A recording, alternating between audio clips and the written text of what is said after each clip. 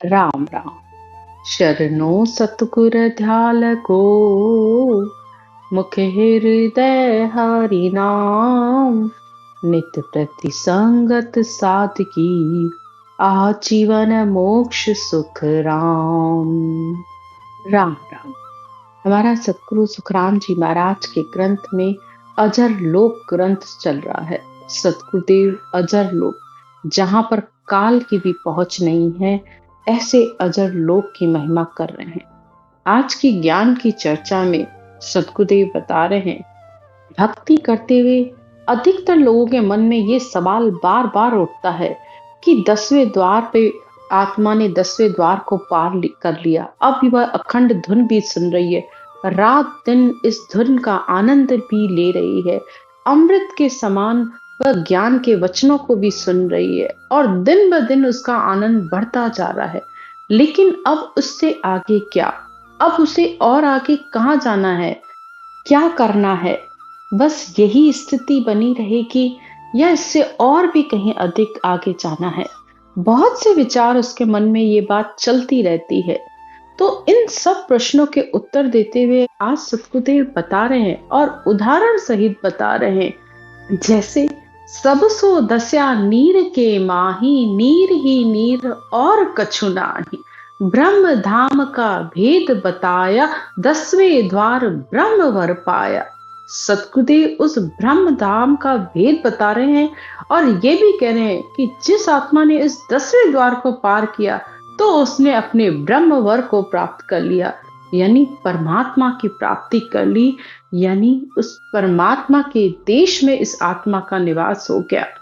और कैसे हुआ उसका उदाहरण देकर बता रहे हैं कि नीर ही नीर और कछु नाही। जैसे आप कभी कहीं समुद्र के किनारे गए हो, तो जब तक आप थोड़ा समुद्र से दूर हो तो दूर बैठकर भी उस समुद्र से जो हवा आ रही है वो ठंडी ठंडी हवा आती है और वो ठंडी ठंडी हवा बहुत आनंद देती है और दूर से समुद्र देखने में भी आपको बहुत अच्छा लगता है, उसका नजारा भी आप बैठकर देखते हो और अंतर ही अंतर मन बहुत खुश होता रहता है। फिर जब आप समुद्र के पास जाते हो थोड़ा और जाके, तो पानी की लहरें आपके पैरों तक आती हैं, तो वो ठंडा ठंडा जल जो लहरें भी आती हैं पैरों में, वो भी आपको आनंद देती हैं। आप थोड़ा और जाते हो आगे समुद्र के अंदर, यानी कमर तक पानी आ गया, तब भी आप बता रहे हो कि बहुत अच्छा लग रहा है। फिर थोड़ा सा गर्दन तक आ गया तो भी वो बताने में आ रहा है, उस जल का स्वरूप, वो आनंद बताने में आ रहा है। लेकिन जो पूरी तरह उस जल के अंदर चला गया तो फिर कुछ बताने में नहीं आता है, फिर सिर्फ जल ही जल है, आप ये कह सकते हो। ये नहीं बता सकते, वहां कुछ नहीं वहां का बता सकते, बस उस जल का आनंद ले रहे हो, उस तैरने का आनंद ले रहे हो। इसी तरह जब आप अपनी भक्ति की यात्रा शुरू करते हो, तो जब तक कुछ कहने में, कुछ बताने में आ रहा है, तब तक तो वो आत्मा सिर्फ सागर के किनारे पर बैठी हुई है। यानी ये जो आपने नीचे के आगे के 6 चक्र किए, कंठ, हृदय, मध्य, नाभि, मूलाधार, बंकनाल, मेरुदंड, ये सब कुछ आप बता रहे हो कि मुझे यहाँ अनुभव हुआ, यहाँ ये अनुभव हुआ, ये अनुभव हो रहा है, यहाँ तक आप सब कुछ बता रहे हो और फिर त्रिकुटी तक भी बता रहे हो। तो त्रिकुटी तक मन है, मन की दौड़ है, काल की भी पहुंच है, तो यहां तक के आनंद आप सब खोल खोल के सब बता रहे हो, ब्रह्मांड तक का भी बता रहे हो और यहां तक कि उससे आगे बजर पोल का भी बता रहे हो।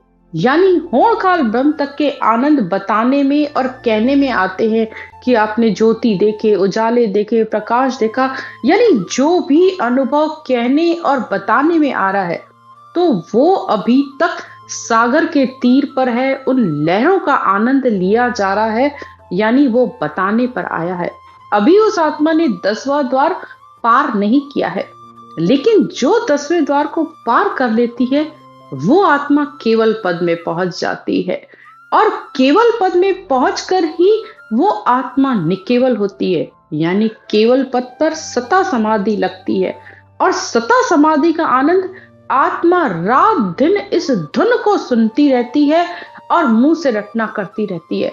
फिर वो उसका कोई अनुभव नहीं है, बस वो ये कहे कि ये धुन अखंड है, इस धुन का आनंद है, बहुत ही आनंद है, और रग रग रोम रोम में इस धुन के आनंद को लेती रहती है।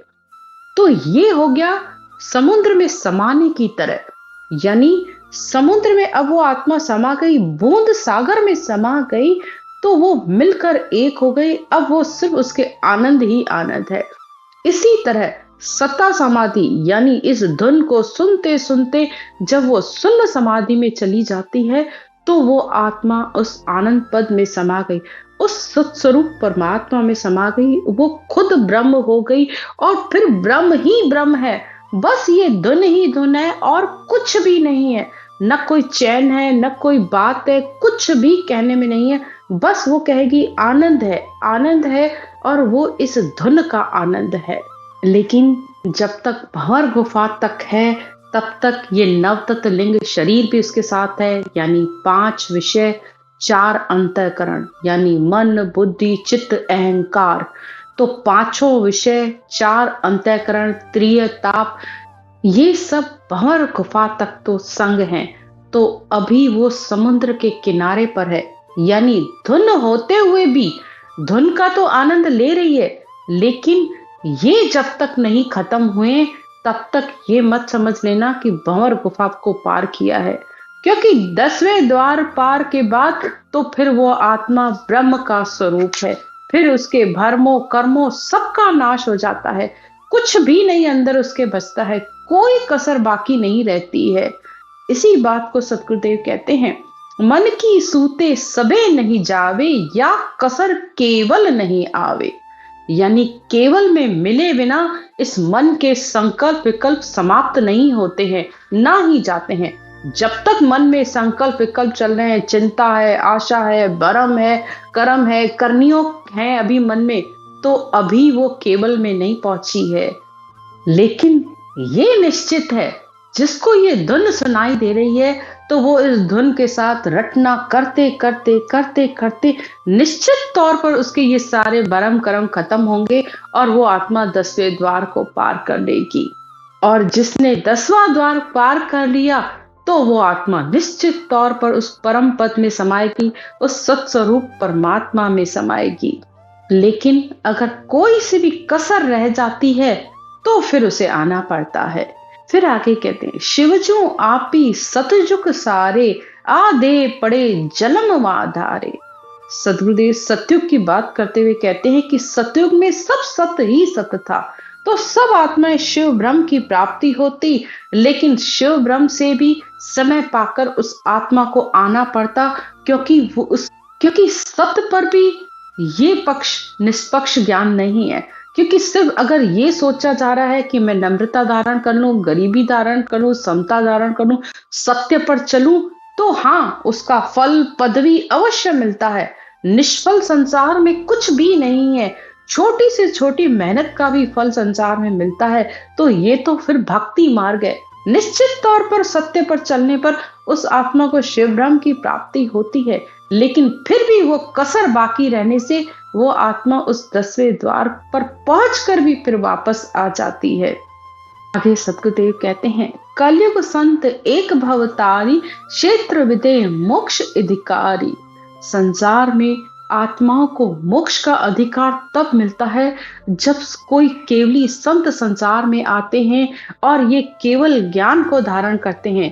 केवल ज्ञान यानी सांस पर सांस में इस राम के नाम को लेने पर, इस ब्रह्म के नाम को लेने पर जब इस आत्मा को सत्शब्द रूपी धुन की प्राप्ति होती है, इस धुन के साथ वो आत्मा उस सत्स्वरूप आनंद पद में पहुंचती है।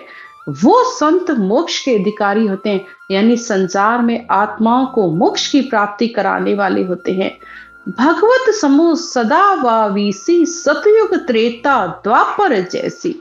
सतगुरुदेव कहते हैं कि हर युग में ये भवतारी संत होते हैं, एक के बाद एक संत आते हैं, और हर युग में कोई भी समय ऐसा नहीं होता है जिसमें मोक्ष प्राप्ति के संत नहीं हो।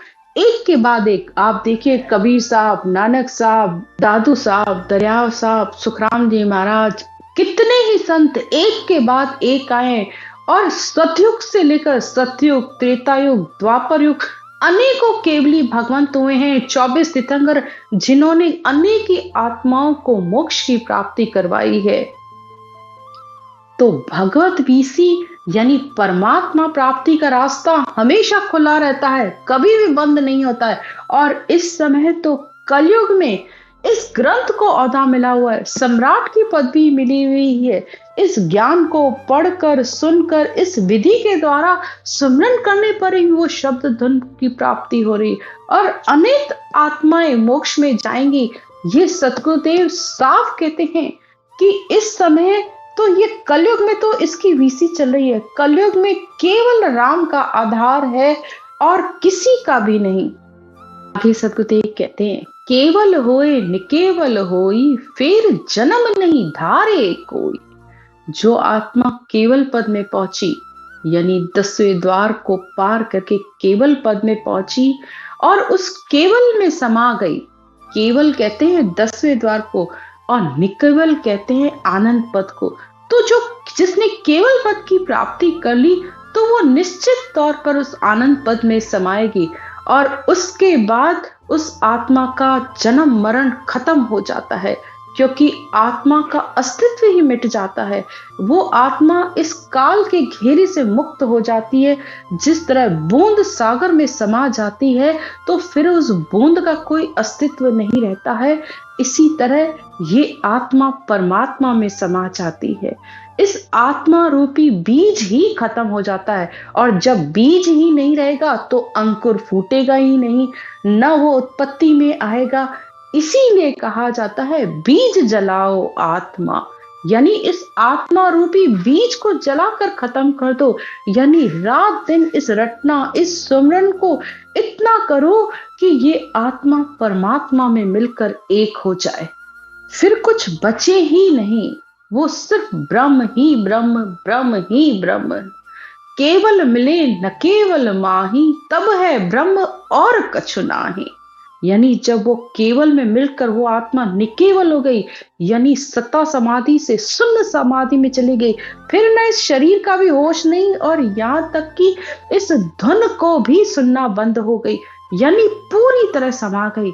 तो फिर वो ब्रह्म ही है, वो आत्मा खुद ही ब्रह्म हो गई, फिर कुछ है ही नहीं, सब कुछ ब्रह्म ही ब्रह्म है। माया जन्म धरे सो आई, भूला कहे ब्रह्म है भाई। संसार में माया के ज्ञान को और ब्रह्म के ज्ञान को समझ ही नहीं पाते हैं कि माया के ज्ञान को ही ब्रह्म का ज्ञान बताते रहते हैं ज्ञानी। लेकिन सतगुरुदेव कहते हैं कि जब तक बताने में कोई बात आ रही है तो वो भूले हुए हैं, वो ज्ञान को अभी तक समझे ही नहीं है।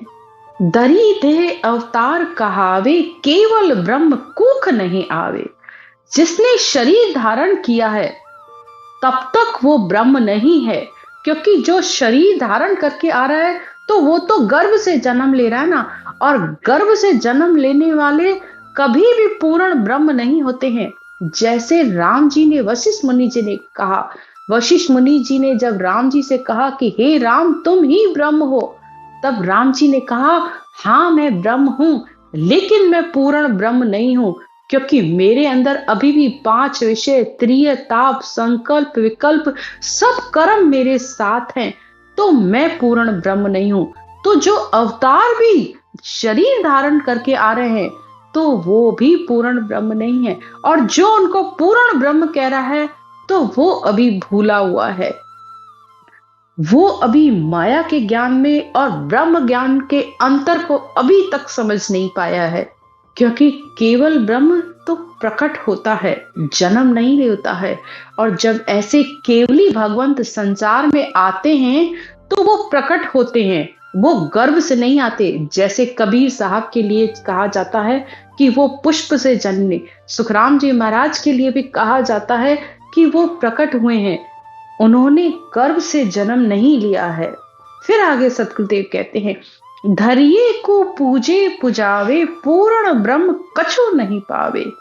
तो जो माया के स्थूल शरीर को धारण करते हैं, फिर चाहे वो गुरु हो चाहे शिष्य हो, उसी की महिमा करते रहते हैं, तो वो पूर्ण ब्रह्म का ज्ञान को अभी समझ ही नहीं पाते हैं।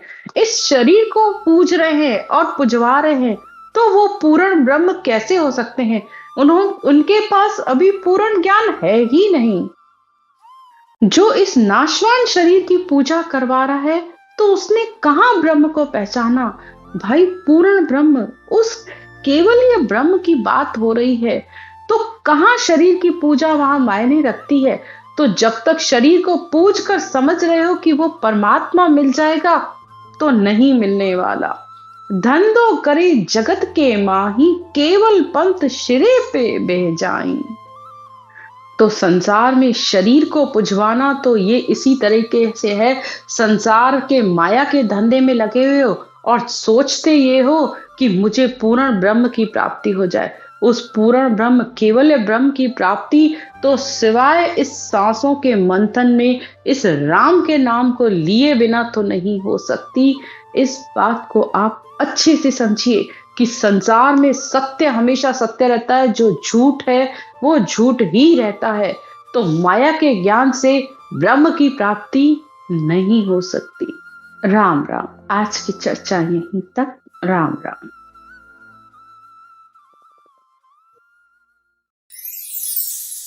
सिमरन की विधि। सिमरन करने का तरीका बहुत ही सरल है। सबसे पहले आप अपनी इस श्वास को समझिए।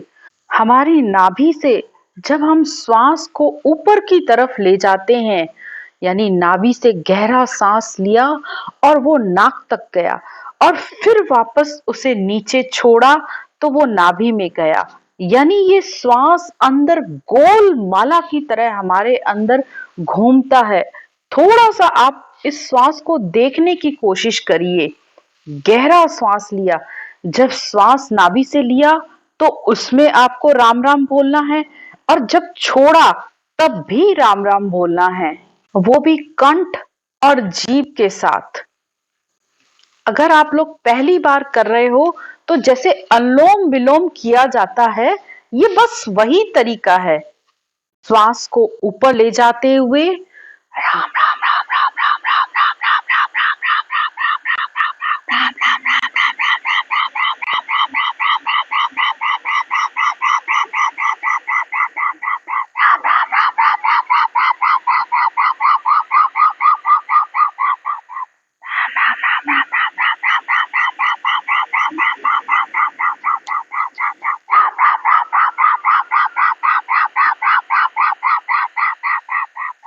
श्वास को देखते हुए आपको सिमरन करना है। ये सिमरन की विधि है। जब आप इस तरीके से सिमरन करते हो तो वो सत शब्द, शब्द ब्रह्म ने अक्षर आकर इस कंठ कमल पर जागृत हो जाता है।